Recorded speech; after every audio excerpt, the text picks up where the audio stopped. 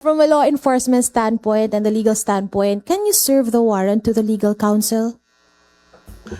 Well, ngayon lang ako nakarinig ng ganun. Unless yung abogado, siya yung aarestuhin at willing magpakulong, pwede yun. Pero no, because the warrant should be served personally. That is under the rules of court. Hindi ko alam kung saan nanggaling yung idea na ibigay mo sa abogado at siya magsiserve. Baka nagkaroon lang ng mix-up, no, na yung subpoena, yung summons sa warrant. Iba po yung warrant. The warrant of arrest under the rules of court should be received personally by the one being arrested. I said no kasi patagal na akong nag-law school, baka yung mga bagong lawyer may naturo sa kanilang bago, no? Pero to my knowledge, wala. May bagong lawyer. Wala naman, no, attorney, no? So, ganun pa rin. Kailangan personally, no?